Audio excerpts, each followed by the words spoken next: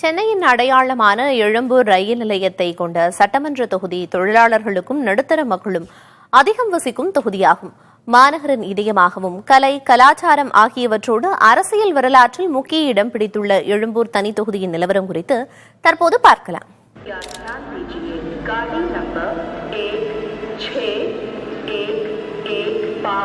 சென்னை எழும்பூர்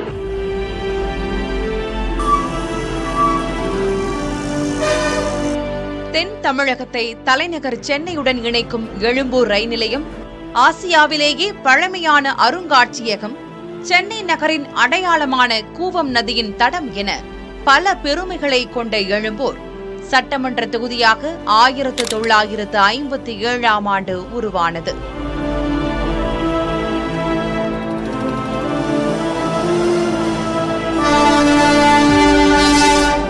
ஆயிரத்து 1967ஆம் ஆண்டு தேர்தலில் திமுகவின் எழுச்சிக்கு இளைஞர்கள் அளித்த ஆதரவில் எழும்பூர் தொகுதியில் அதுவரை இல்லாத அளவாக 74.42 விழுக்காடு வாக்குகள் பதிவாகின.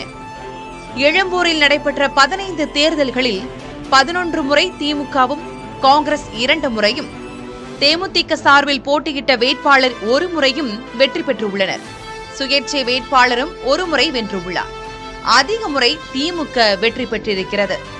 2021ஆம் ஆண்டு சட்டமன்ற தேர்தலில் திமுக வேட்பாளர் பரந்தாமன் தன்னை எதிர்த்து போட்டியிட்ட அதிமுக வேட்பாளர் ஜான் பாண்டியனை விடவும் 38,768 வாக்குகள் வித்தியாசத்தில் அமோக வெற்றி பெற்றார்.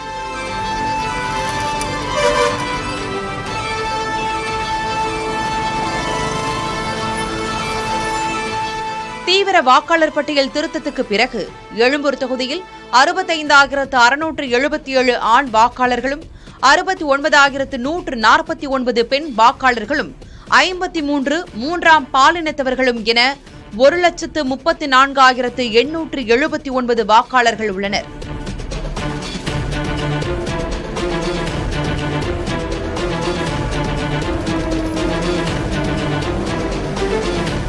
திமுக சார்பில் வழக்கறிஞர் தமிழன் பிரசன்னா, அதிமுக சார்பில் அபிஷேக் ரங்கசாமி, நாம் தமிழர் கட்சி சார்பில் சரண்யா, தமிழக வெற்றிக் கழகம் சார்பில் பிரபல மேடை பேச்சாளர் ராஜ்மோகனும் போட்டியிடுகின்றனர்.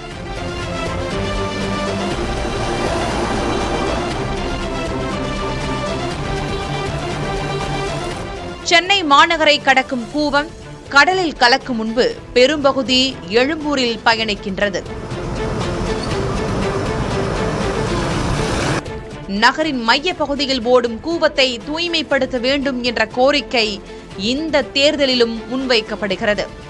எழும்பூர் ரயில் நிலையத்தை சுற்றியுள்ள போக்குவரத்து நெரிசல் மற்றும் வர்த்தக பகுதிகளின் மேம்பாடு குறித்த வாக்காளர்களின் கோரிக்கைகளுக்கும் வேட்பாளர்கள் செவி சாய்க்க நேரிடும்.